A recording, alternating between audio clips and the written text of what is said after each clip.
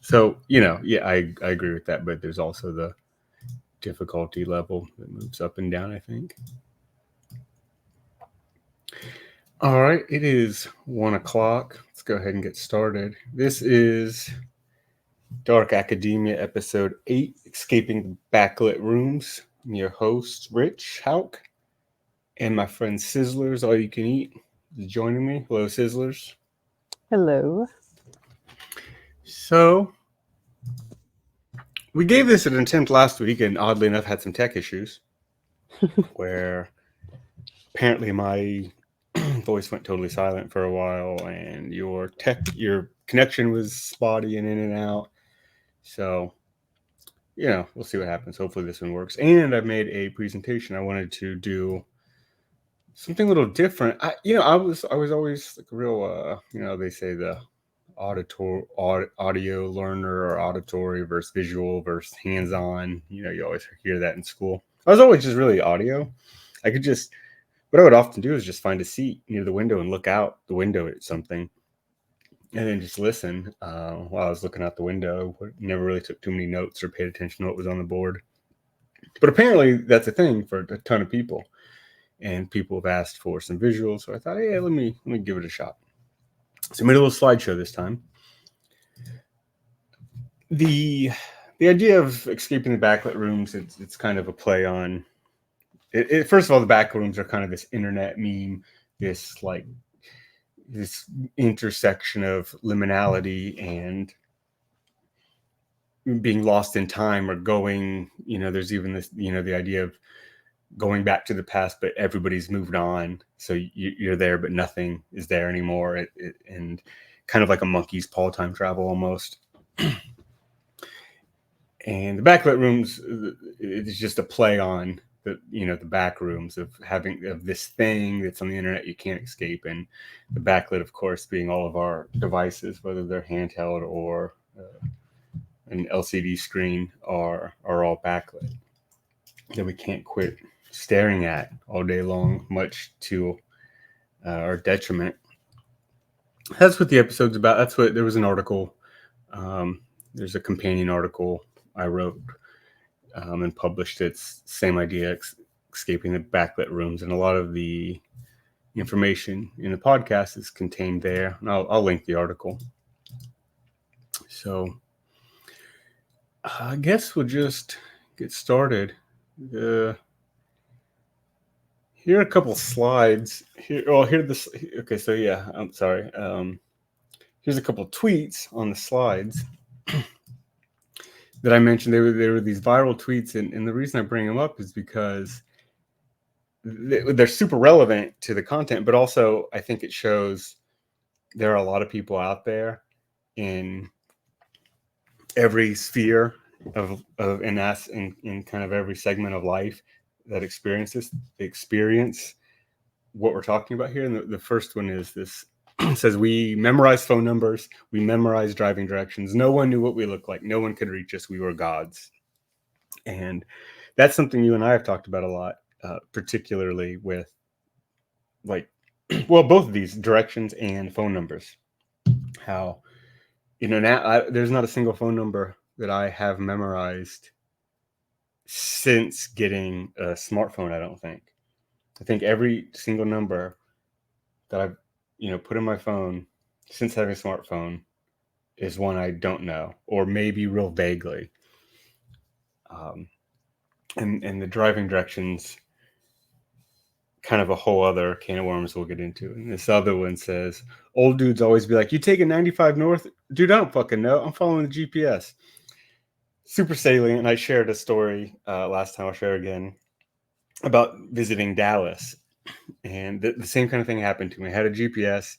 I was in Dallas. I went to go visit the Water Gardens in Fort North, have some dinner at Joe T. Garcia's, went back to Dallas to go to, I think, Dealey Plaza, and then back to where I was meeting my uncle. My uncle lived in Dallas at the time.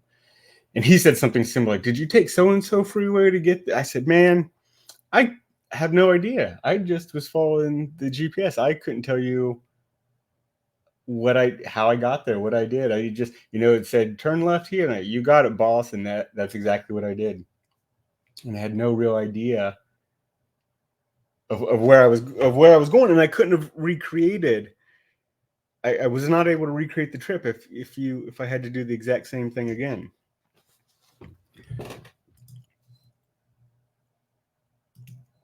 So this is the idea that we're like memory dependent and directional dependent on our phones that a lot of people are obviously recognizing. Do you have any? You want to jump in on that?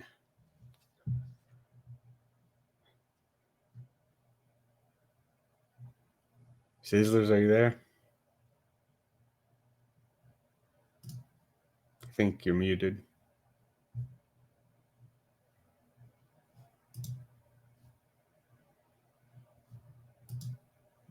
Okay. I don't know if we lost her or not. Man. Hang on one second. I'm going to try to contact her. She's gone. Okay. We're just going to have tech issues again, it sounds like. Give me 1 second.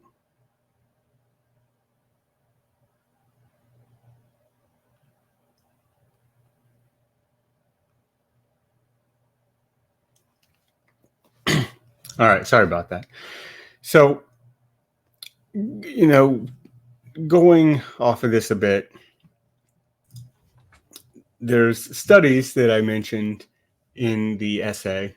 And what they show is that the use or not of cell phones and GPSs will physically change the structure of our brains. So prior to GPS, if you were using a map, using your memory, you were encoding that information in your brain in a part of your brain called the hippocampus. There's a famous study, it's the London Cabby study, I think it's in the next slide, that deals with this. And what brain scans found, now London is important to know because it's a very complex city, whereas New York is laid out in a grid pattern with streets going one way, roads named avenues the other way, and the numbers increase as you're going. Is it north and west? Is that how they increase? I don't know if Sizzlers is back. Sizzlers, can you hear me? Yeah, can you hear me? There, you're back. Yeah. So how's the grid in New York laid out? Which way do they increase? The avenues versus streets? So uptown, like north, essentially, I guess. North And then goes up. downtown. North Yeah, goes up, and then as far west as goes numbers. up. Or is it Yeah. east going up for the avenues? Right? No, Street. it's west. West goes up. West goes. Okay. So it's pretty easy to figure out. If it's 8 and 42nd or whatever, how to get to 8 and 42nd from 2nd and 30th or whatever. You could just by knowing which way it goes up and the directions, very easy. Paris is easier, as an easier layout. London's been described as like trying to navigate a bowl of spaghetti, and that's why the London cab drivers were so good for this. What they found is the part responsible for the part of your brain responsible for memory and navigation, which is the hippocampus, was enlarged in these people and these cab drivers. And the real interesting thing about that is when the hippocampus, or part of your brain that's responsible for processing a certain thing, in this case memory and directions, when it's enlarged, it's like a muscle. So you go to the gym, you do overhead press, you're lifting things over your head, right? That carries over, having bigger shoulders and triceps, it carries over to lifting anything over your head. So when my mom says, hey, can you come get the Christmas decorations down in the garage, and I'm lifting boxes from over my head down to the floor, it's a real similar movement to an overhead press. So similarly, if your amygdala is enlarged from knowing directions in one city, if you go to a new city, it's still the part of your brain that processes navigation is very enlarged. You will be able to understand and navigate your way through a new city you've never been to better than a person who doesn't have this enlarged amygdala. Same is true of memory. And it's relevant to that last slide about knowing the directions and knowing the phone numbers, because if you work your hippocampus by memorizing things that you don't need to memorize anymore, such as phone numbers, it helps you remember other information easier.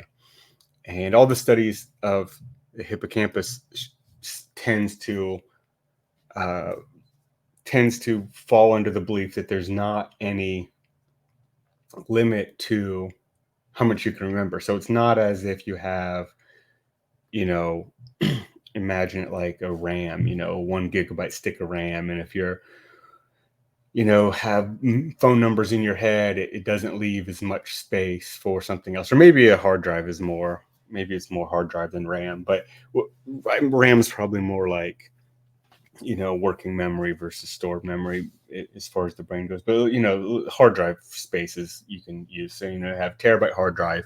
And it's not like, okay, I use 10 gigabytes on people's phone numbers. That means that's 10 gigabytes of something else I can't memorize. There doesn't seem to be a limit to the things humans can remember.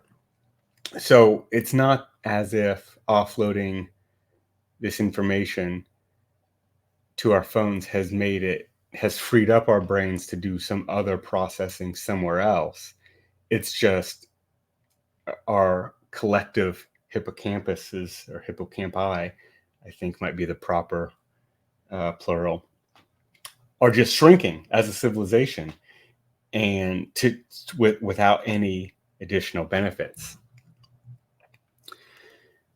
And I thought those were and those studies about the memory and the directions, and then those viral tweets talking about memory and directions, were really something really striking to me, and kind of disturbing, because I thought, that's happening, either has happened, something I'm trying to remedy, but it has happened to me, where I've driven places with the GPS and I had no idea how to get back there. It was almost like, there's a psychological concept called highway hypnosis, where you kind of don't really remember the drive. You're sort of on autopilot.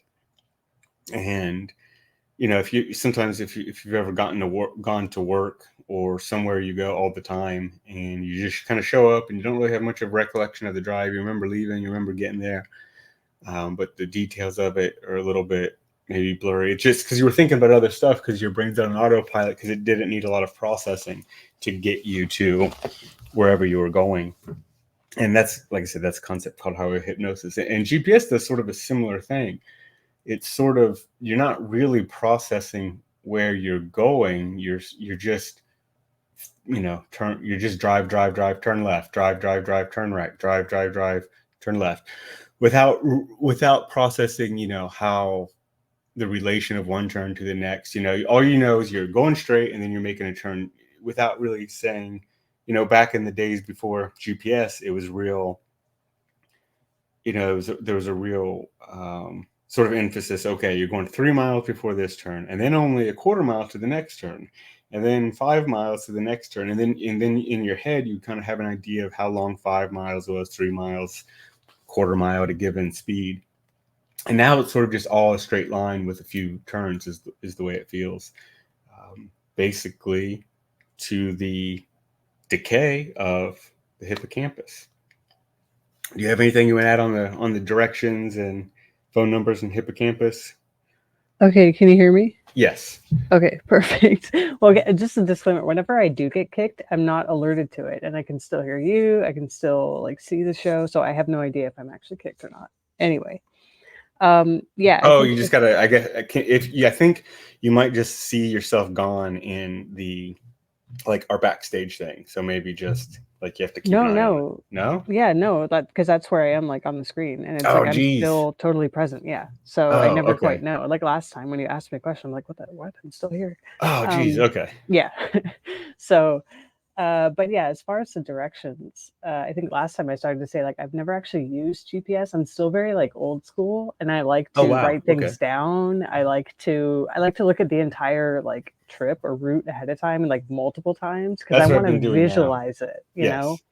and so I want to know, and then I kind of want to know like street names. I don't want things to just be like told to me so that I have a clear picture in my mind of like exactly what the route looks like, things like that. So I've like never quite felt comfortable using GPS, and I've gotten lost with people who are like, let's just put in this, designation to GPS. And it's like Yes.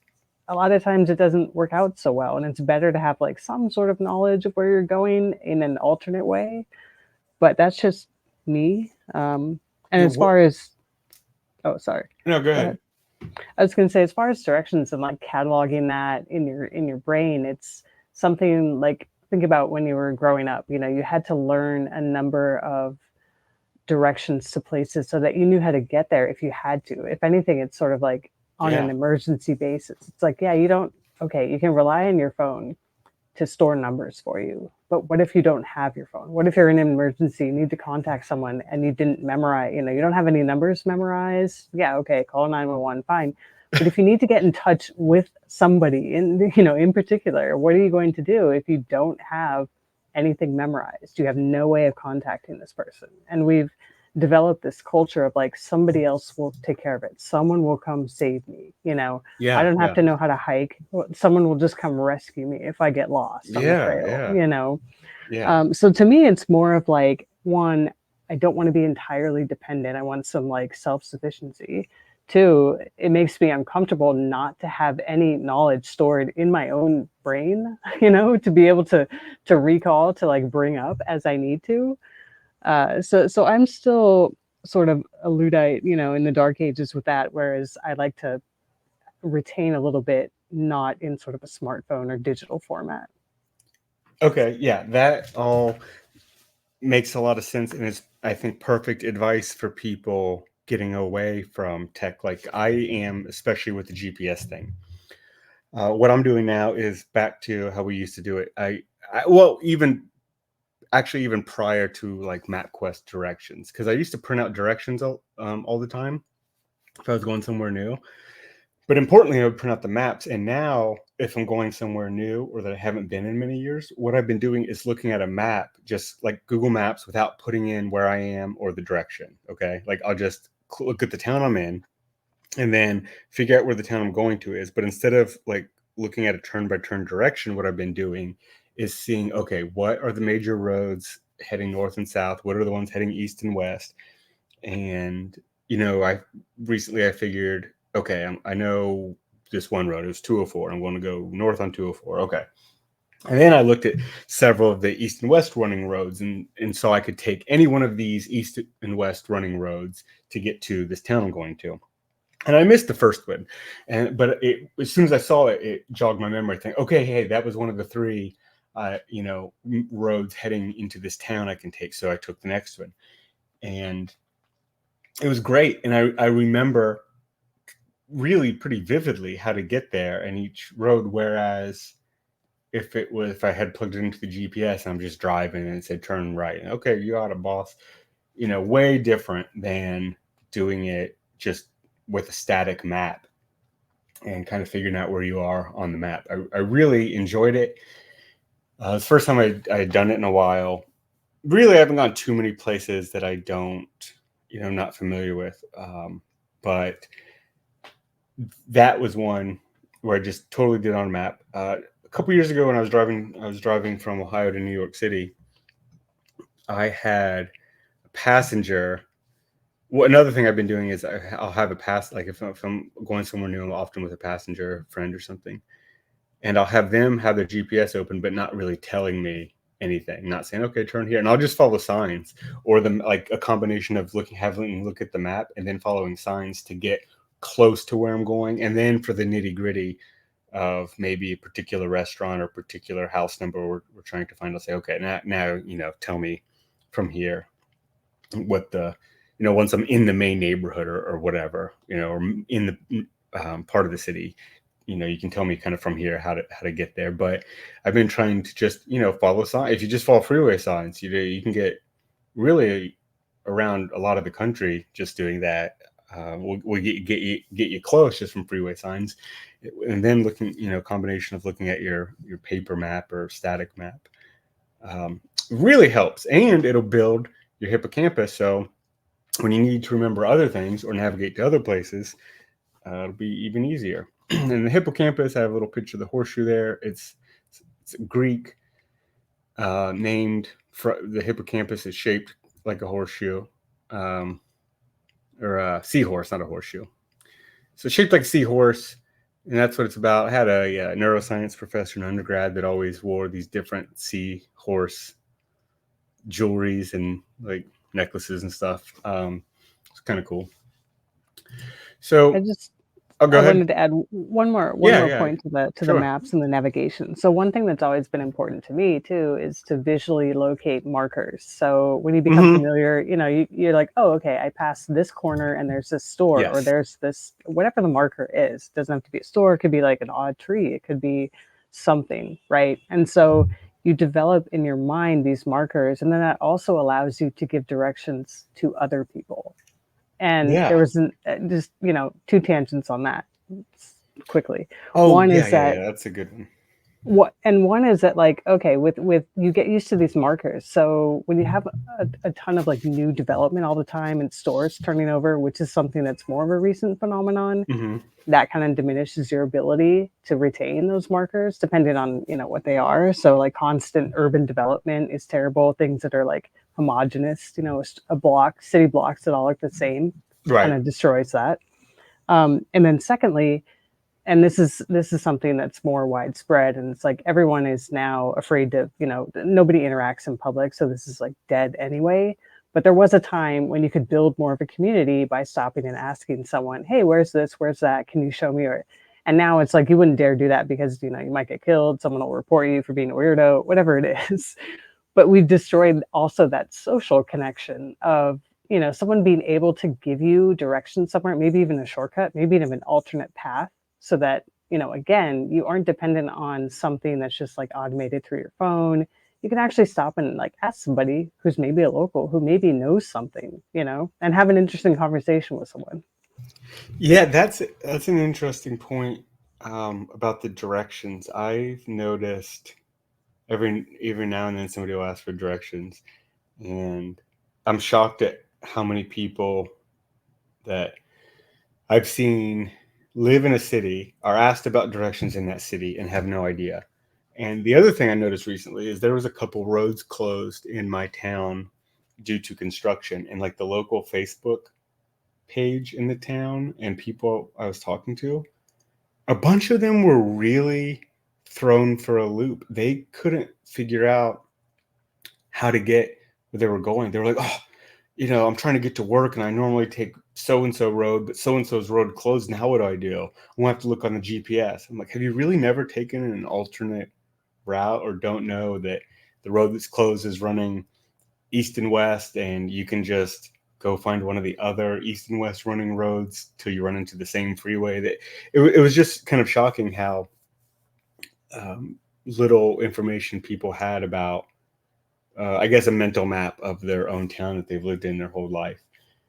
Right. And It, there's like a false sense of security too with yeah, technology. And this is not even just the maps, this is with everything, that you can just rely on this all the time. And so you totally block out or even dismiss the notion of maybe I should look into something as an alternate just in case. But anyway, yeah, moving on. yeah, absolutely. The next part, um, well, this slide might be a little out of place actually. Let me see what this one is. Um, yeah, let's talk about some of the issues of the behavioral addiction with getting, basically, let's talk about getting sucked into the internet and tech.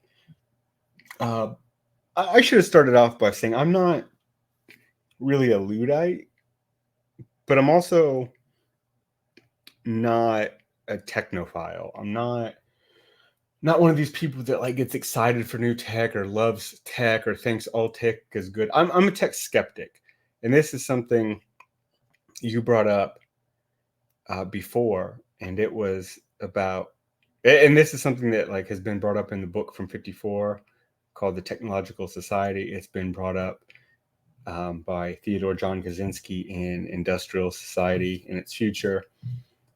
Um, it's been brought up by the Michigan professor. Is he at Michigan or Michigan State? I think he's at University of Michigan. Might be Michigan State. Somewhere in Michigan. David Skrbina, Dr. David Skrbina has brought up. And it's this idea that like as technology advances, and I really, this idea really hits home to me because it's also a critique of progressivism broadly. And the idea is that as technology advances, nobody really stops to say like, hey, is this good for us as individuals or as a society?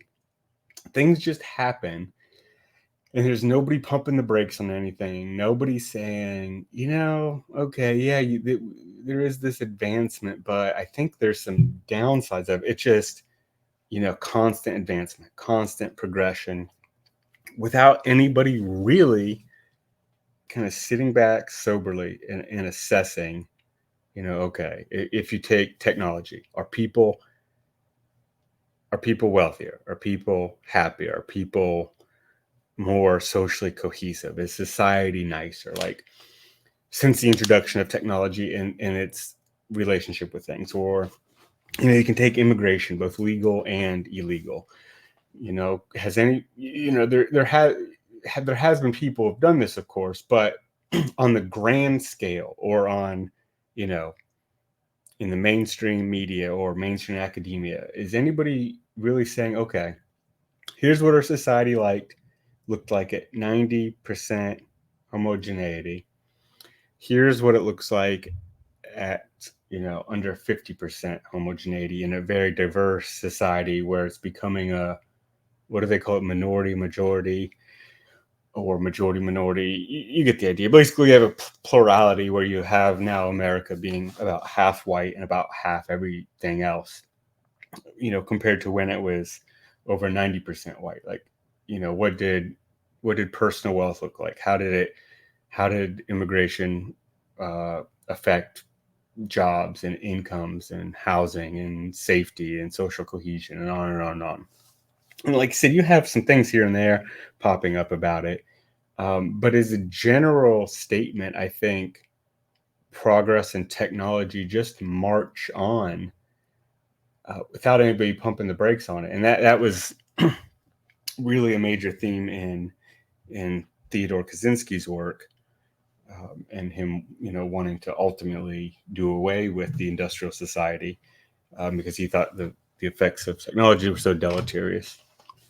But one thing that I kind of want to bring up about that is this idea of behavioral addiction and the fact that social media companies and internet companies and tech companies engineer everything in such a way, whether it's the algorithm of what content you are presented or the way likes and notifications appear. Everything is designed to keep you spending more and more time on the technology, whether it's the phone or the iPad or a specific site such as YouTube or TikTok, Facebook, Instagram, Twitter. Everything's designed to keep people on as long as possible and coming back as frequently as possible. And that's where we see people developing this behavioral addiction that looks similar to gambling addiction in that it is behavioral and not a chemical addiction. So, you get this feedback loop of positive things, and it's intermittent and semi-random. So, take a blackjack machine that has a payout of one every, on average, 1 out of 15. But you don't know, maybe it'll be 2 in a row, maybe it'll be 3 clustered together over 70 pools, so on and so on, right? And that's kind of how casinos operate. You don't know when you're going to get the payout or the boost of dopamine. And so the way social media companies track the kind of content you like and interact with most, and then present that to you at a kind of random point. So it keeps you scrolling until you get something that you like a lot, and then you interact with a little bit more, and then you keep scrolling past a bunch of other things, and then you get this another thing that they put in front of you that they it's predicted you're going to like a lot, and that's essentially how they keep you hooked with these little dopamine spikes of what you're going to like, and then also the likes and feedback on things you post. Your posts are showed to other people at these kind of intermittent times in the algorithm, so that they interact with it in a way that doesn't give you the feedback all at once, but kind of trickles in a way, like I said, that slot machines work, so that you keep checking, keep seeing if you receive notifications, or keep checking to see if there's a new post from somebody that you really are going to like and interact with. And that's essentially how people get hooked, to the point that Americans are spending about 5 hours a day on average on their cell phone, which is crazy. So, you have anything you want to add to that point? Yeah, I was gonna say, the addiction component of it is obviously pretty severe for most people, and I think certain populations, especially kids, teenagers, are more prone to it maybe than others, depending on a number of factors. But human nature is such that we are prone to addictions of all sorts, and it actually takes Yeah. our own effort and training and like character building to resist that, to have some prudence with making decisions, to have some temperance, and we see this all the time with things like obesity, or people who struggle with like other addictions and other Yeah, food's a behaviors. behavioral addiction. Yeah, it's not. Right. and Yeah, and it's like it's natural, it's a natural struggle that everyone has. We can't dismiss that. It's part of our nature. But to work against that is something that has to be sort of taught or trained, especially in kids. And kids are the ones that are arguably the most technologically savvy now, and they're the ones that are catching on to all this, and they're growing up with all of this at their fingertips all the time. And so clearly, we see study after study where teenagers and younger people are depressed all the time. They have anxiety, they have impaired social functioning. They can't interact with peers their own age. They can't handle any feedback. They can't, everything has become with this device, addiction, or always being logged in.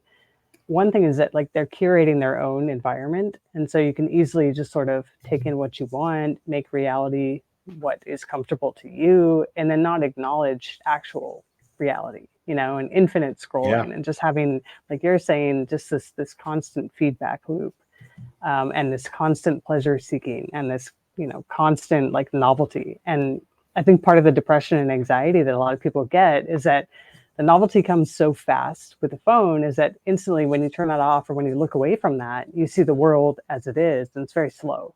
It's like things aren't moving the way they are on your phone. So naturally, you're going to go back to your phone because you need that hit, like you're saying. So obviously, one of the most nefarious aspects of this really is that addictive quality, and that pleasure seeking, and that really rewiring the brain. And it's basically like a drug, a it meth is. or Yeah, something, it cocaine, really is. without any substances, which is terrifying in a way. That brings me to a point, about this image on the left, upper left here, is what I see every time I'm in line at the bank, or to get coffee, or to check out somewhere. I've made it a conscious. This is one of the first things I kind of really started to make sure I don't, a situation where I do not pull my phone out and it's in line for something. There are places I never did because it just seemed bizarre. Like, you're at dinner with people. I would make sure I never pulled my, like, I never had an issue with that. But I did notice every now and then I'd be in a long line and the person in front of me would be taking forever, whatever, taking forever to check out or get a coffee. And I'd start looking around and I just think, okay, let me see if I got any notifications or emails since I'm sitting here not doing anything, right? But then there was a point where I came to a long line at a coffee shop, and there were like 8 people in front of me, and every single person had their head bowed, like straight down, looking at their phone, with their phone like real close to their face, kind of like these people are, even closer to their face and even more hunched over. And I thought, wow, this is like crazy. This is like a different breed of human. They're just zombies.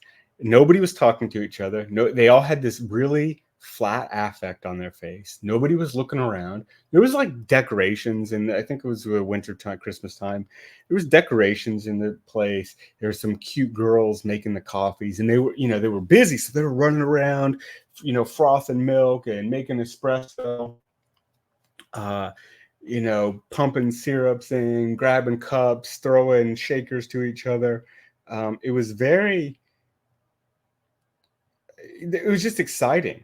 There was just a lot going on when I really kind of paid attention to it, but nobody like cared. They were just looking at like scrolling through their phone. So waiting in line is a place where I now will no longer pull out my phone. And I think people get this like tinge of boredom in line, and I've even seen it at stoplights. Like I've looked over at the car next to me in stoplight, and they were looking at their phone. Like they're so bored just sitting at a stoplight for 30 seconds, they have to pull out their phone. And then I found a study that showed creative people enjoy downtime and quote unquote boredom more than non-creative people. And there's a certain link to creativity and IQ you see in these studies. And then I started to wonder, like, what the relationship here is. Obviously, it says people who are more creative and a little bit more intelligent like the downtime more and just can sit there with their own thoughts in silence and enjoy it, or sit there and just observe the world and enjoy it. Like I said, watching these baristas in a busy coffee shop, I thought was exciting. Obviously, I must have been, one of the only ones. And, I wondered, are these other people who just have their heads bowed to their phone, are they maybe less creative types and maybe different than me? And should I care that they're on their phone so much? Or is it something I should just think, well, there's always been kind of these different natural classes in society that you can, you and I have talked a lot about class, like talked about the Fussell book and how some people think it's just about, money and that's it. Middle class is X amount to X amount, upper class is X amount to X amount. But, there's a lot more, I think, that goes into it about how you speak, how you carry yourself, how you dress, how you interact with people, level of education or not. What do you throw out things that are broken, or you try to fix it? All sorts of stuff, right?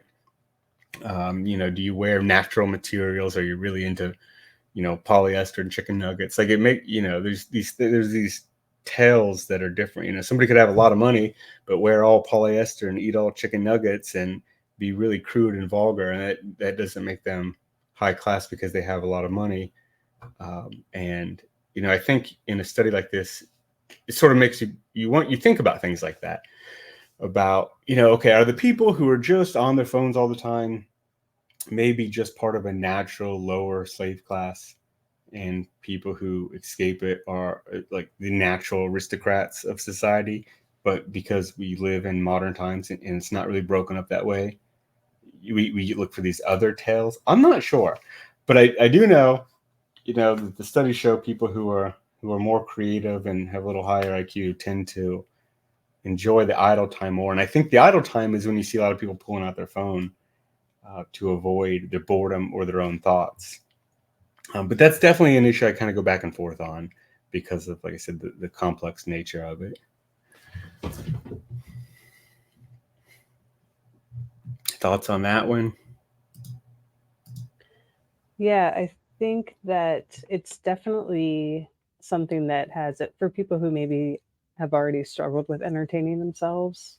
Having the phone is now their primary entertainment, and being a second away from that is just unbearable. I mean, I've always liked solitude, and Yeah. you call me whatever you want, but I could stare at in the natural world and just be totally fine. Like for instance, I rarely have You know, you'll see people walking around with their earbuds or their headphones or just constantly plugged in. I rarely do that. I don't need to constantly be listening to something or watching something. You know, you'll hear people in like Yeah, yeah, yeah. public toilets watching a video on their phone. Yes. Oh You my know, gosh. like, Yes. come on. Yes. I've seen that.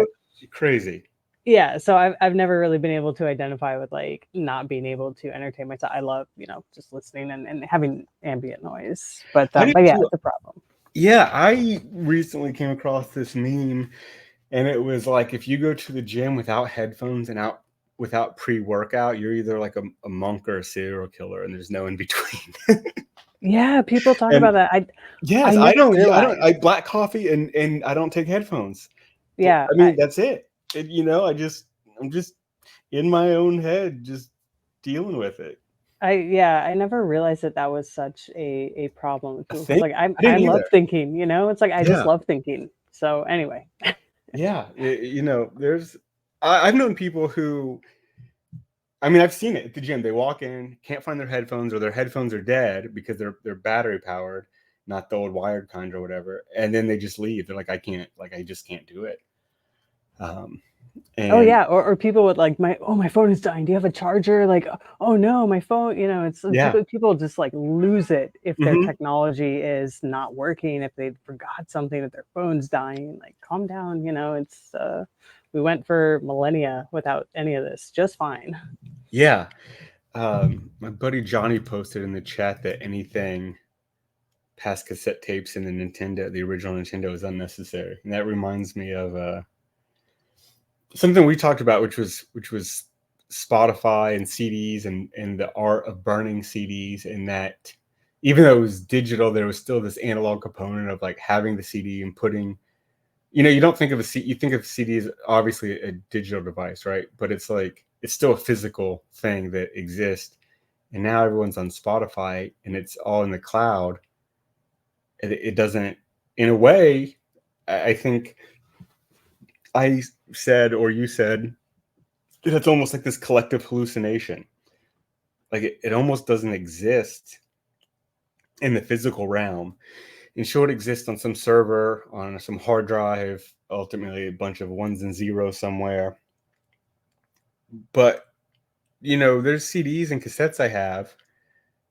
I can go grab it from the shelf and pop it in, and you know, even though there's a laser reading this disc digitally, or you know, head reading a tape or whatever it is, needle reading a record. There's still like a physical aspect of doing something that you relate. You know, you relate this music to something in the real world, and that'll come up a little bit later when we talk about reading on digital devices versus actual books. But this kind of analog versus digital nature of things. Let me see.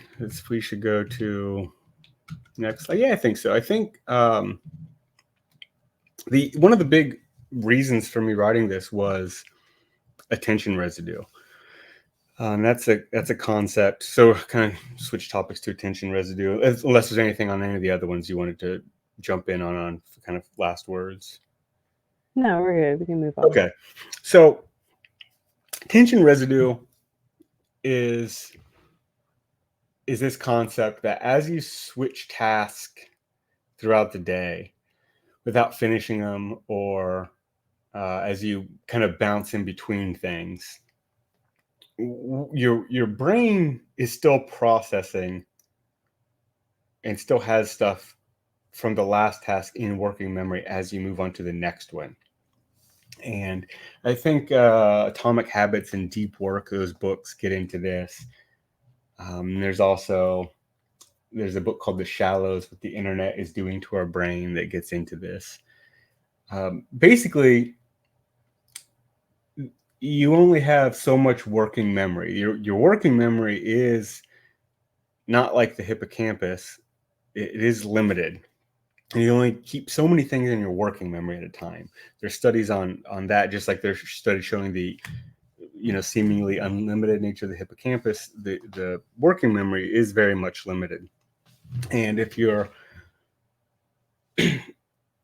keep, every time you switch task, back and forth, your brain still kind of focuses on and is processing the last task for a little bit. There's two things that are going on. One, it takes your brain a certain number of milliseconds just to switch from, looking down at a text to looking up at a person, or responding to an email and then sending it and then going to the next thing. There's a little bit of lag there, but then there's a longer lag period, which is about 20-ish minutes every time you switch tasks to get fully focused onto the next task. And then if you're considering you're interrupting that constantly with your phone, so if it's every 20 minutes, that's 3 times in an hour. Most people pick up their phone like 100 times a day. I think was the pick up and check it 100 times a day was the average when I was looking at the screen time averages. So you're never getting into deep work. You're constantly being interrupted and never even reaching that like 20-minute time threshold where your brain is still processing the last thing. You never fully focused. And what it does, this thing called attention residue, it essentially means you're going throughout your whole day. You can see that chart with the brain, the pink brain, and how it keeps declining every time. That's like switching tasks. Every time, you have your full brain, you're totally focused on one thing. Then you switch back and forth. Okay. Now you're still thinking about a little, the last thing. Then you switch again. Then you switch again. And then eventually, your working memory is so cluttered with all the little different things you were switching into and out of throughout the day, it becomes almost impossible to focus. And the studies on this are my second favorite in this presentation. My favorite one, for totally awful reasons, is the drunk driving and texting studies. But this is actually the most interesting. That other one is just like some, a deviant side of me. But what the studies in this found that if somebody's phone, this is related but different. So if they were doing a cognitive test, some sort of like a mini IQ test, basically. And if somebody's phone was in their pocket or like next to them on the desk where they could easily see it, they performed more poorly on the test than the group of participants whose phone were left outside the room. And then the people who are allowed to check their phone, of course, would perform the worst. So what this is finding is, even if you are not checking your phone, having your phone in your pocket or in sight, because of your brain using mental capacity to make sure you don't check your phone, that diminishes your ability to perform well on cognitive tasks. Essentially having to self-discipline yourself and using brain power to not pick up your phone, it's taking brain power away from other things that you could be doing. And then the people who had no risk of picking up their phone because it was locked in a locker in another room performed the best on these tasks. So, oh man, there's a lot to, I don't even know how much we want to get into, like the ramifications of all this. This is one of those things, sometimes I just kind of maybe present and, say, hey, you can kind of let your, you can kind of figure out how this affects you or not. I don't know. What do you think? I mean, do you have something you want to add to, or do you think this is just something that it's just so damning? It's hard for me to even put into words in a way of the loss there cognitively. And then there's the people. There's also the studies that show the internet addicts have less gray matter in their brain, so the brain's actually shrinking by being on the internet all day long. The shrinking brains on top of the attention residue, on top of having to control yourself to not check it. It's just a recipe for disaster on an individual level and on a whole societal scale. Yeah.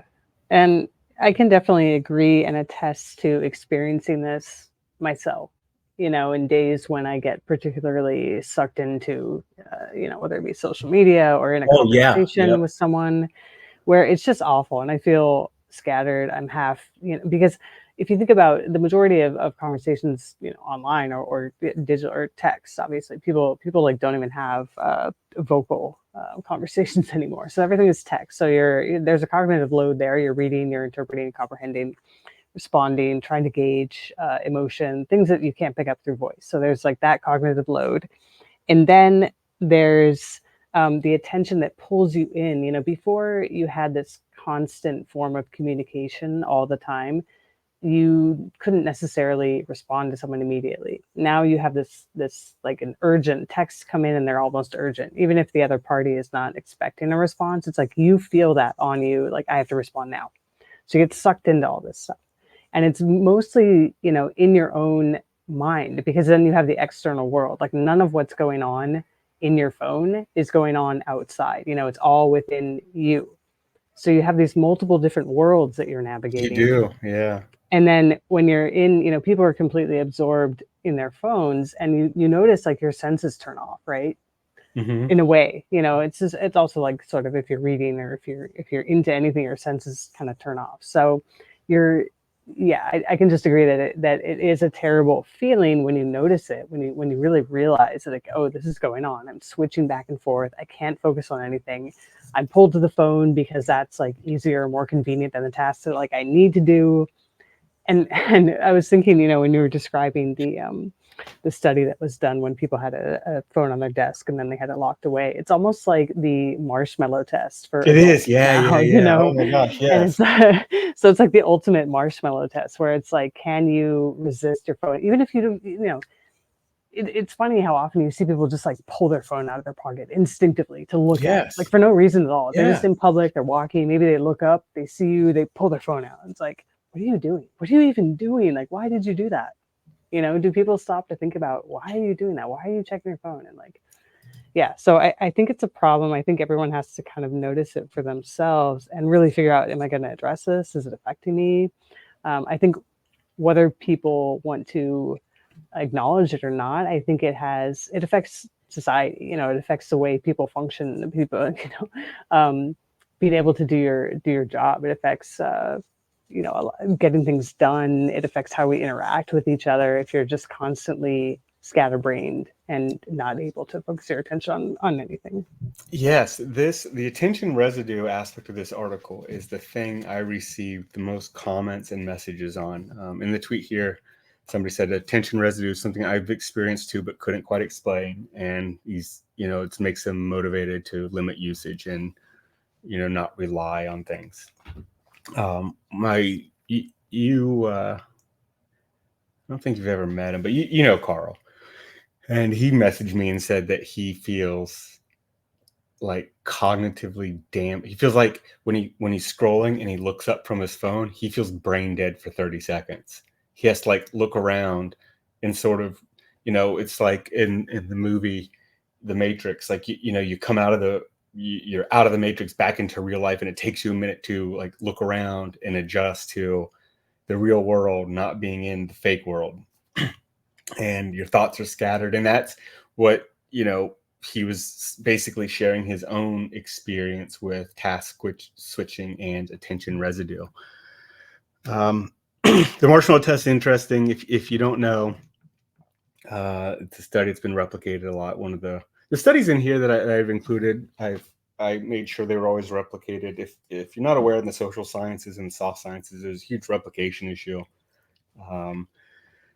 which might be a larger issue about people kind of fudging results to get tenured when they're on a tenure track. But long story short is a lot of studies that have come out, famous ones even, like the Zimbardo Stanford prison experiment, have been found to be like, you can't replicate them, meaning the original findings are incredibly suspect, or that questions and things were manipulated in such a way that you were getting a result you wanted. I remember I brought up a point in social psychology class I had. I majored in social psychology in undergrad, and I said, the professor was talking about this research he was doing, um, and how they didn't get any significant results, but then they changed the wording of a question or several questions and were able to get significant results. And I said, well, can't you just word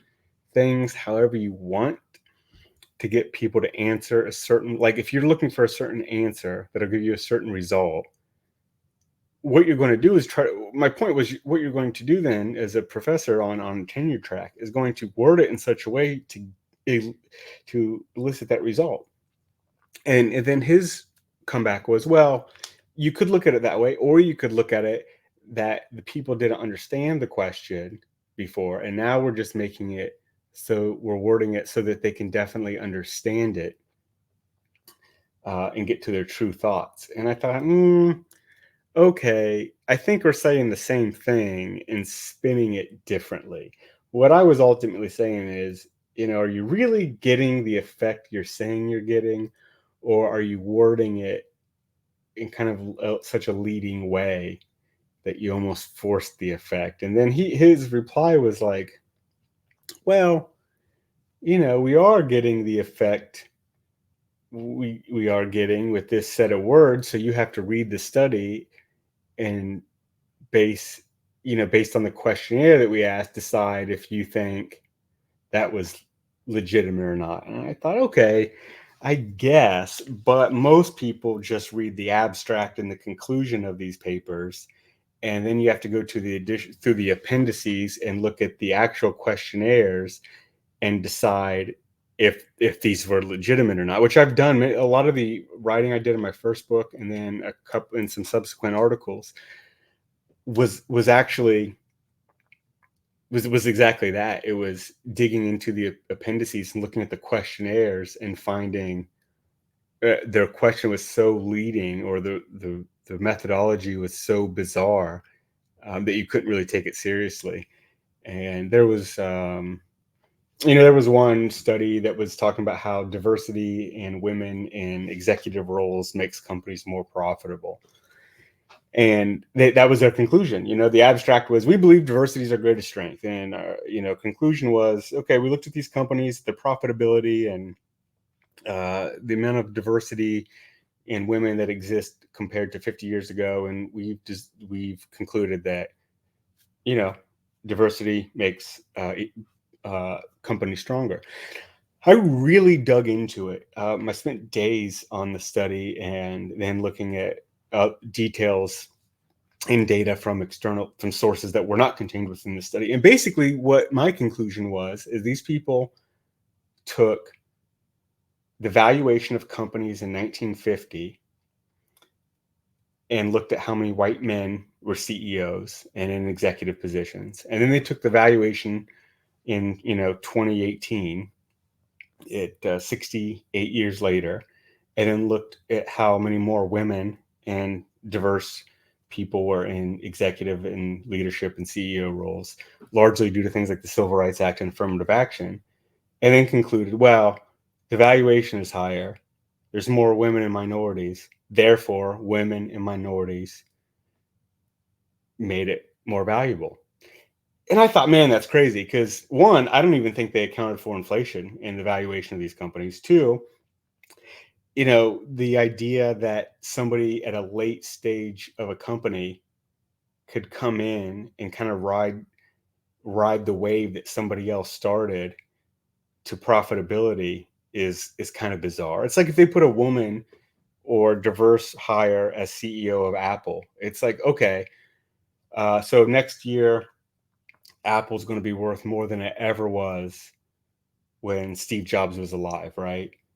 And then it would be like coming to the conclusion that this diverse woman CEO was better for Apple than Steve Jobs. It's like kind of just patently absurd.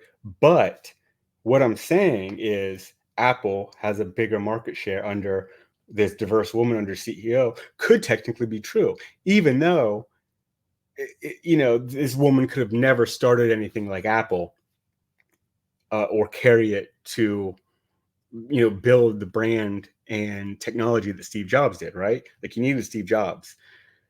And it was true of all these things. So anyway, some of these studies, that was a huge tangent. I just, I have a lot of bone to pick with universities and the social sciences, obviously. So I digress. Sorry about that. But the point is, everything in here has been replicated many, many times for decades now, and I think it's all pretty legit. And I guess the tangent was about how particularly I will read these studies and get into them to make sure, like, it's kind of saying what they are trying, like it's actually saying and backed up with what they're kind of portraying here.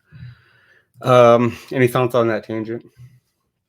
Actually, yes. I was going to say Okay. we can tie that into what All we're right. talking about All in right, the great. sense that think about how social media and like your phone, what people use these devices for. Think about all the publications on that, all these like bullshit articles, all this, we'll call it misinformation or skewed information that's utilized for things like politics, for things like elections that people read into. They don't know any better. Like in the past, you would have to actually read these studies. You would have to go look at where these were published. You would have to go to the journal. None of this stuff would really be talked about. And therefore, you couldn't use these like skewed studies in like a Vox article to convince people that, there's a wage gap or something. So Right, right. you have a bunch of people who are intellectually lazy, or they just don't care, that have been now fed this, or kids, that aren't really thinking critically about it. They're fed this, and they parrot these lines.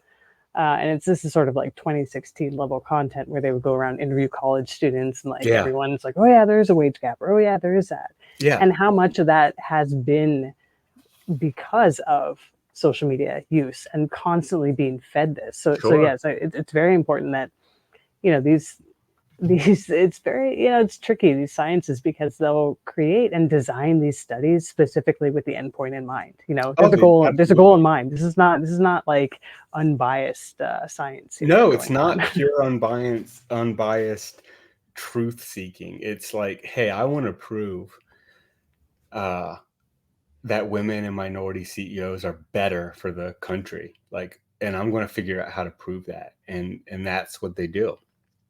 And then you have people when they don't prove it.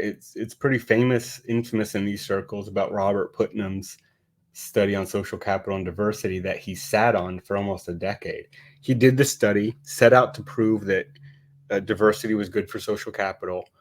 Found he just was like unequivocally crushed because he found that by every metric he could even think of, even like bowling alley league participation of all things, was down directly because of diversity.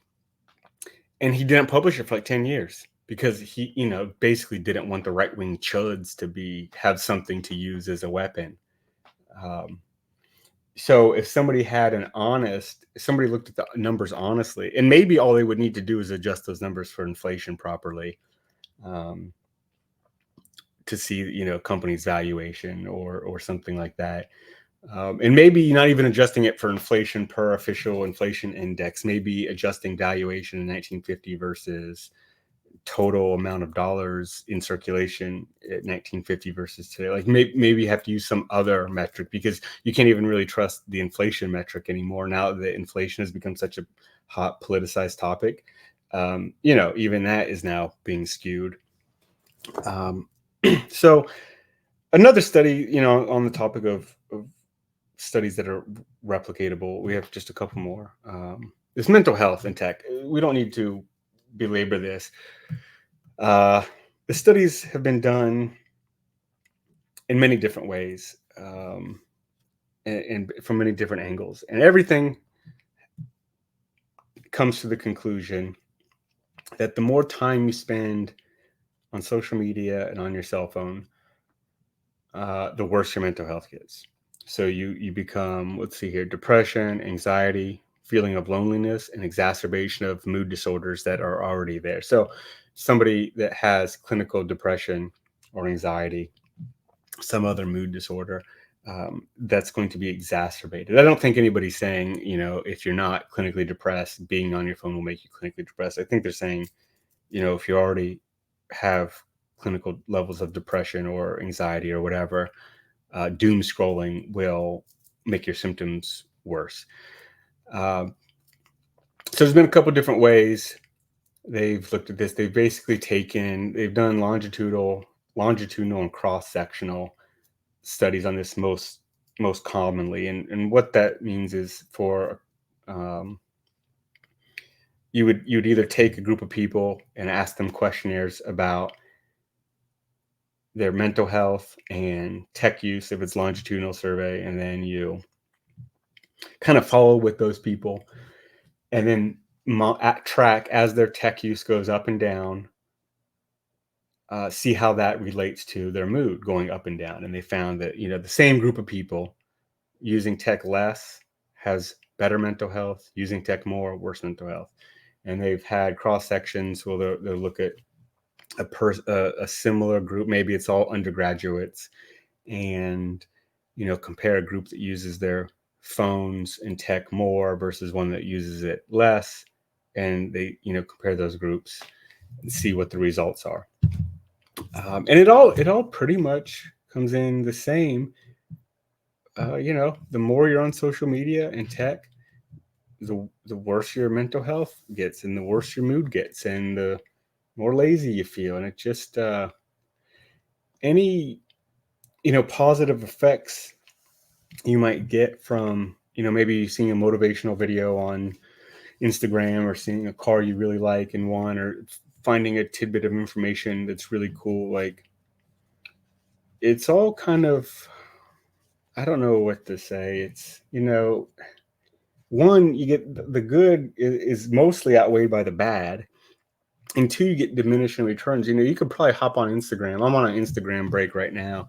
I deleted the app. I was just spending way too much time on it. I just love Instagram. I love the reels. I think it's hilarious. I laugh out loud at some of the stuff. I love the cars and the architecture that people post. I like the bodybuilding content. I like the bicycles. I like motorcycles. Like all these great, and I'm really into photography as a medium. And it just, I love it, but I had to delete the app because I was just on it so damn much. And it's like, okay, so maybe I log in for 5 minutes and I see a good motivational bodybuilding thing, and I see a car that I'm like, all right, I need to save my money and grind hard and take care of my mama and buy this car one day, and maybe learn something. And I can do that all in the first 5 minutes, and then I stay on it for another hour, and it's like, what did this really, how did this really help me, if at all? And I came to the conclusion that I just needed to break the habit first, and then reassess. And maybe I don't need to see any more cool cars or motivation. I already kind of know what I'm doing and what I need to be on. And maybe I don't need external motivation. Maybe it just needs to come from within. And that's another consideration I've had with all of this.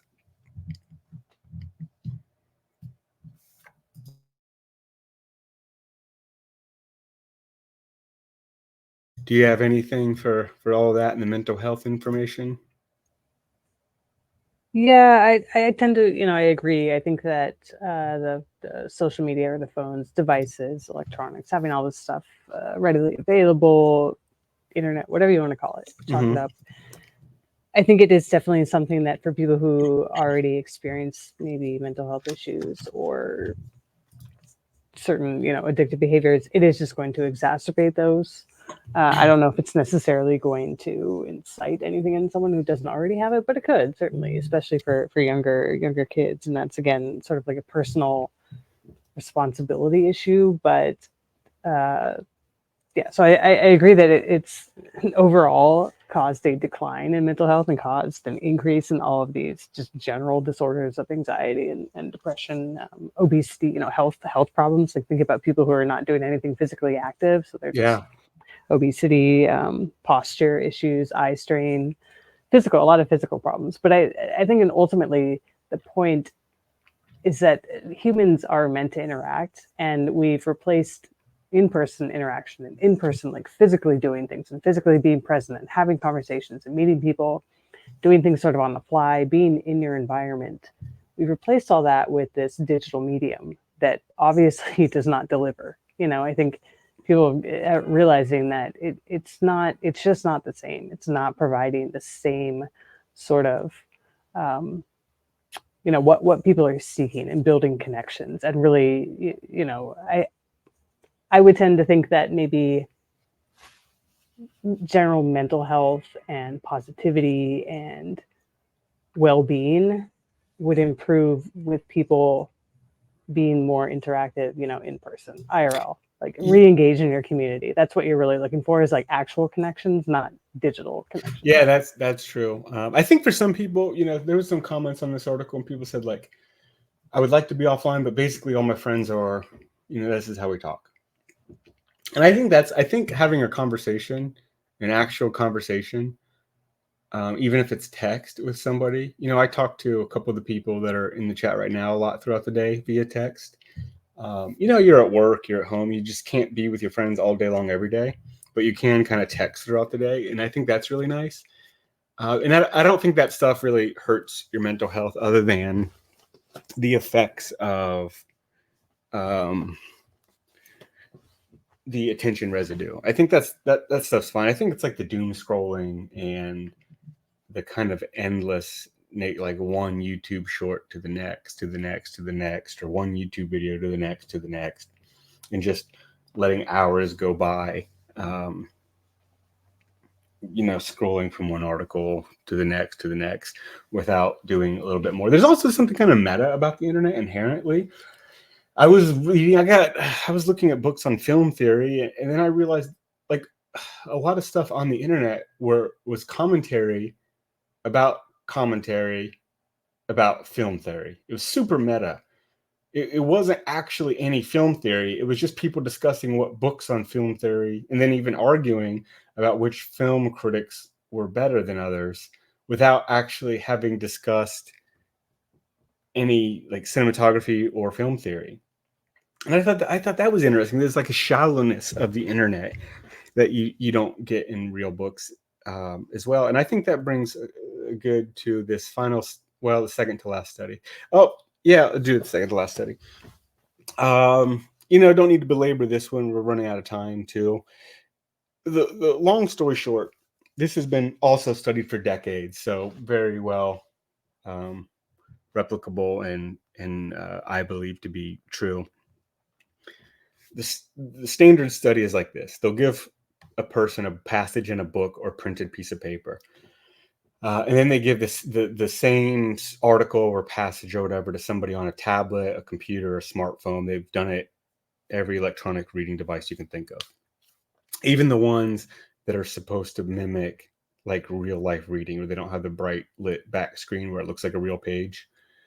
And what they found is that people who read things on a screen find the material more difficult, more confusing, and they retain it.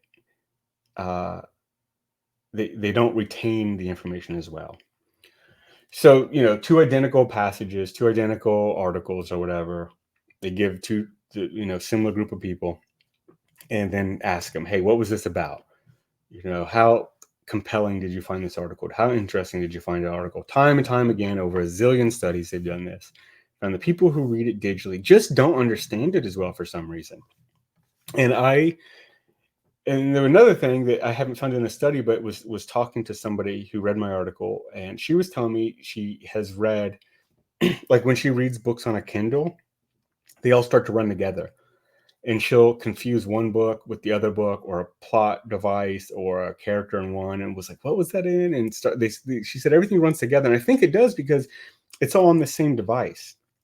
And sometimes I'll try to find things I read online, and I have a hard time finding something I came across online or that's on my computer somewhere, even if I just saw it. But there's books I read 15 years ago where I can still remember like marking on the page, underlining some stuff, and still remember it being about halfway through the book on the left side of the page. And you have this, and basically that's the difference with typing on a computer versus handwriting things, and reading stuff digitally versus reading it in like an analog form. They found the big difference is it's encoded in your brain differently, because there's like additional codes that go along with the physical book and physical pen and paper that aren't present in the digital coding when you consume it digitally. So there's other cues. Essentially, that memory of the reading is much more robust and built out when you kind of do it analog versus digital. And man, I've never come across a single person that's like, it's really much easier for me to read and remember stuff on my computer or on my phone or on my tablet than it is a real book. Somebody might say it, I don't know, just to be edgy or a technophile, but I don't think it's at least for me and the people that I've talked to about this, I don't think that's the case. Point is, if you can read something in a real, even I went to a cabin last year to unwind for a couple of days, and I was out in hill country, and there was a bunch of articles I wanted to read. I just printed them out. I printed them on my computer and threw them in a manila folder and read them, was able to mark on them, and that was just the best way to do it. Yeah, I think other people, if you're going to read stuff that's digital that you really want to retain, or there's dense information, of course there's news articles or headlines that are a couple hundred words. You don't need to be printing that out to read about a crime that happened or some small announcement about, you have to kind of think about this a little bit too, of course. You don't need to print out every little thing, but if it's something dense or something you really want to retain, there's just nothing, you just can't beat a real life book. Okay, anything you want to add to that one? Not necessarily. I mean, I totally agree, but also I wonder if that is different for generations who have now grown up reading much more, on a device or on a screen versus physical. I don't think so, because I think they've done. I mean, some of these studies I've seen were even in elementary school age kids. So I would be shocked if it was very different. So, this last study I'll bring up is the one that I said is kind of a deviant one. It's my favorite. There's been some different studies done, and this one study from University of Utah found that people are as impaired when they drive and just talk. Oh, that's just talking on the cell phone, as when they are intoxicated at the blood alcohol level of 0.08, which is illegal in most U.S. states. There was a study like this a small study done by Car and Driver, where they looked at stopping distance on people who had been drinking, who were drunk above 0.08, people who were reading a text, and people who were responding to a text. And what they found is that the people with no cell phone in the car that were drunk had better stopping time reaction, closer to their sober stopping time reaction, than the people who were reading and responding to cell phones. And I just find that incredible. There's an article I'm going to write in the future about drunk driving laws and drinking and driving laws, and my views of them, which are some people consider them radical. I consider them dissident at the least. But in short, having a guy who's Giga Chad there, having a beer, hanging out the car without a cell phone, I would trust that man to drive me home more than I would trust that woman on her cell phone to drive me home. And if I had kids, I would trust that man to get my kids home safely more than I would trust that woman on her cell phone to get my kids home safely. It's not a popular type of study for obvious reasons, and it's not a really popular talking point. But the fact is, I think it's more dangerous that people are reading and responding to text. I think that's a bigger threat to the safety of the roadways than having some beers and getting in your car. Interesting study. Take it however you want. My view, I don't expect everyone to agree with my crazy views on it, but that's that's texting versus drunk driving. Well, if you texting, I would say, and even talking or just utilizing a phone or some device is more distracting. One, because the cognitive residue we already talked about. If you need to, if you're looking down, if you're engaged with your hands, obviously your hands aren't on the steering wheel or wherever they need to be. and you're also looking down, you're focused on whatever is going on, you're tuned out of that world. And then to switch back to react, you already have that delayed, to get back into reality. And then you also have, the user function, which some of the underlying, I would say some of the underlying ability there is important too when it comes to drunk driving and That's why, distracted driving. without getting too Yeah, deep into that, yeah, yeah. that's exactly why the pictures are what they are. Yes, yeah. Yeah, because I mean, some people don't need have any distraction, and they're still, you know, Yes, would be worse off than both of those. So, yes, but absolutely. but in general, I think we can draw this out to in general something that we didn't quite talk about, but is just the danger factor of people constantly being having their noses in their phone and being tuned out, whether Yeah, it's a danger to others or to themselves. If you're unaware of your surroundings, you're obviously more likely to be a victim of something, yeah, definitely. depending on your area. But Hmm. but two, being totally distracted and like this, whether you're driving or whether you're in a situation where you're inconveniencing other people or could possibly be, you know, it is somehow a danger to other people or just a nuisance. We didn't, talking about the public nuisance of phones and how people have Oh yeah. turned their private space or basically public spaces into their own private space through the use of their phone. They're talking loudly, they're talking on FaceTime, they're having speakerphone on, they're recording people or their own videos in public. I mean, this is Hmm. just a total other sort of aspect of having these devices constantly and having social media constantly on, and the involvement of that in the public realm. But yeah. Yeah, yeah, I think the distraction as a whole is crazy. Um, the drunk driving and cell phones. I'm going to make it my life's work to make drunk driving legal and cell phone use illegal. So Do we have a mothers against cell phone use and driving? yeah, yeah, we have. I know we have drunk drivers against mothers. That's for sure. Yeah. Um, Drunk that's drivers against society. yeah, drunk drivers against technological society. Man, I hate mothers against drunk driving so much. I I hate them as much as moms haven't do. heard much about them in a long time. I mean, they're probably just moving in silence, making our working behind the scenes to they're just, man, the demonization of having a few beers. It's crazy. And they make these laws like, oh, hands-free zone. Okay. So if they see somebody texting, they give them a little ticket. It's just now been made a primary offense, as far as I can tell, in Ohio. Or maybe just, yeah, I think in Ohio, maybe just locally, I don't know. But um, the infringements of rights, if you are suspected of having some beers, it's crazy. I'm going to write an essay about this, and I'll do a Well, let's video. let's talk about now with the legalization of marijuana. Yeah, yeah. How are Because you gonna? I Yeah, that's would a say good point. Yeah, that's so much worse. yeah, it's a good point. High, you're still under the influence, but the weed driving, how's that going to play into this? And I would bet it's probably still better to drive high than it is to be on your phone.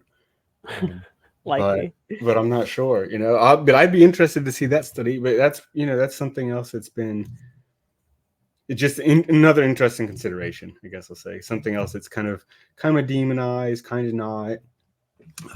But you don't get any of the outcry that you do so far that I've seen about it that you do with the drunk driving. But we'll see.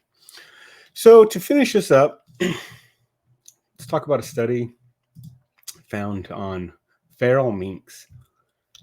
Feral minks released back into the wild and then having their brains scanned have found that the effects of domestication are being reversed and that they their brains rewire and readapt to living out in the wild. There's this common phrase that if you study neuroscience, you'll hear a million times, and it's neurons that fire together or wire together. And basically, as you link certain things, um, certain behaviors with certain responses, your brain becomes more accustomed to that. And then as your brain doesn't use certain things, certain neurons, certain parts of the brains, it's basically pruned. Um, and this shows that like minks living in captivity, there's a lot of things they don't have to do as minks. They don't have to look for their food. They don't have to avoid predators. They don't have to look for shelter. They're just sort of domesticated. And then scientists thought they looked at the scans of minks who were wild versus domesticated, and they found the brains are different. And they thought, oh, we have different brains here. Wonder what'll happen if we put them back out into the wild. Well, what happened was eventually their wild brains regrew, and looks like you can rewild. Uh, the brain is very, there's a level of plasticity in most people's brains. Some people have more rigidity than others. Some people have more plasticity, which is really a good thing. And I think how this relates is that if you quit using the GPS and you quit relying on your cell phone for finding every little thing, like, people think, oh, I don't need to know how to do XYZ type of math because I have a calculator. I don't need to know what year XYZ event happened because I can look it up. I can, on and on and on, right? I don't need to know how to spell because I can have autocorrect. I don't need to know how to, I don't know. Do you have any more that people don't need to know how to do? It's remember phone numbers, directions, spell, find things, maybe even, there's just a bunch of things people are cognitively offloading to their phone and kind of the digital world in general, to the effect of shrinking gray matter, shrinking hippocampus, depression, inability to remember things, on and on and on. And I think if you log off, do things analog again, spend as much time offline as you can, use the bare minimum to get what you need as a tool. And unlike other tools, unlike a hammer, there's no addictive nature to a hammer or, jackhammer or screw gun. They're not addictive. You use it for what you need and then you put it away. You don't, keep playing with your hammer all day long after you hung a picture or whatever, right? You don't, you don't hang some drywall with your screw gun and then just dick around with your screw gun for 8 more hours. Unlike, your cell phone. Like I mentioned in the article, I was using my cell phone to navigate, had a laundry list of things to do in my notes, called to make sure I had the right thing at a supply store. And then I got home and what did I do? Play with my phone for 40 minutes on Instagram. So I saved myself some time running errands just to keep playing with it. Like, that's insane. And, like I said, you go trim the hedges. You don't keep playing with your chainsaw for the rest of the day. I mean, maybe some people do that, but that's kind of crazy. Point is, unlike other tools, it really sucks you in. There's a study I didn't include in the slides, but it found that looking at art can boost creativity, and good art, not trash postmodern stuff. I don't think cubism helps, but maybe it does. I don't know. I'm just a hater of cubism. But it found looking at beautiful things and looking at art would improve your creativity. Being outside helps with your mood and creativity. All these things, and then you go back to the study earlier that people who are more creative have less, talk about a good feedback loop. People who are more creative are less prone to feeling bored. The less prone you're feeling bored, less you're going to go for your cell phone or be online. The more you look at art and beautiful things and spend outside, the more creative you're going to get. The more creative you're going to get, the less likely you are to be bored, less likely you are to be bored, less likely you're to bored eat, bored watch porno, bored scroll social media and doom scrolling, bored getting into an argument on Twitter, right? And then the less you're doing that, the more time you have for art and nature and creative things. And then the more you do that, now you're in like this really good feedback loop and you're rewiring your brain. And I think that's the goal, and I think that's the takeaway. We're about hour and 30 minutes in, and I think that's all I had to say. I'll let you say any departing, finishing thoughts, and then we'll wrap it up. Yeah, this is a great study to end with. I mean, it's not over. Don't be black-pilled. We're back. It's over. We're in that cycle. I think we can always come back, and it's really a matter of recognizing the dangers, recognizing where you're using, where you become addicted, where you're just killing time, where you're wasting time, the harmful aspects of your use of social media or your phone or your devices, and just really recognizing that, for one. Two, like, do you actually want to change it? There's some personal responsibility, or if you have children, there's some responsibility on the part of Yeah, adults. It's like, okay, we should probably limit this. And then with any addiction or addictive behavior, it's generally just replaced with something else, right? You have to have a stronger desire, you have to have a different right, right, behavior. So I think it's really like reorganizing your life, reshifting your focus. And if you do use your device or go on it, maybe limit yourself, try to limit yourself, have some temperance. Like, I'm gonna spend half an hour a day, or spread that out through the day. I'll check my phone a couple of times, or I'm gonna have a focus when I'm on my phone. I think that right, would help too, because like you're saying with these other tools, like if you pick up a hammer, you have a direction for that, a focus. You're not just like swinging it around for fun. right. You use it, So and then you put it away. You use it for the thing you need it for, then you put it back in your tool chest, and like that's that. exactly, exactly. And it's like, is there something, I think within every person, they have to figure out, is there something that I could or should be doing that would be better, more positive, more lucrative, more fulfilling, And I think that's really where we've gone off, is that people have lost sight of, or maybe they feel like there aren't things around them that are going to provide the same amount of pleasure. And I think there's like sort of a withdrawal period too, that people maybe are not willing to put up with, right? Because it's like, if Right, you're right. used to this, yeah, it's hard. It's going to be hard, but maybe just give it a try. Maybe first acknowledge that, yeah, I do have a problem, or I do want to limit it, and then think about how you can do that, and then set a goal. And even if you fail at that goal, like, just keep trying, because it's going to be ultimately better than what you're probably doing, wasting hours online. Yeah, yeah, I agree. So appreciate you Oh, joining me. the other, Go ahead. sorry, I was going to say one more thing. And this is like, I just want to acknowledge that it's very easy for everyone to say, like, oh, I hate it, or I hate tech, or I want to throw away my phone, I'm going to stop doing this. But it's also something that our society, again, another nefarious aspect is that our society has been built now to rely on it. Everyone has to be plugged in some way. You can't work without a phone. You can't work without an email or internet access, or Yeah, you can't even function without being sucked into technology. Like, we are dependent. We are just like feeding, the tech giants.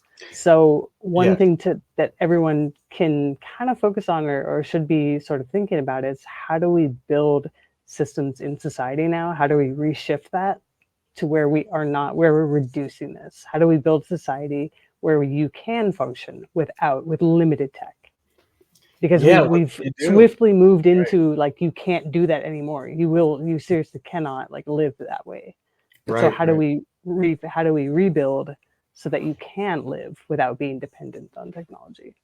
Right. That's a thing I concluded in the essay about. I said, there was the Kaczynski saying about the radical deindustrialization of society. It was what he believed to be really the only way. I don't know that that is necessary, but as you start to kind of think about issues and how to resolve them, you think, man, I just keep running into issue after issue on the whole societal level. On a personal level, there's a lot you can do. If you're trying to solve the issue as far as society goes, I don't know that you can. A lot needs limited, and a couple people made suggestions about, maybe a strong government could just ban social media, but it's like, do you want to have to do that? I don't know what the solution is. I just know the one posited by Kaczynski was total deindustrialization. It's a real It's an Yeah, extreme I mean, measure, of course, but I don't know. I'm not. I guess I'm not really prescribing things for all of society. Just individual what you can do at this point.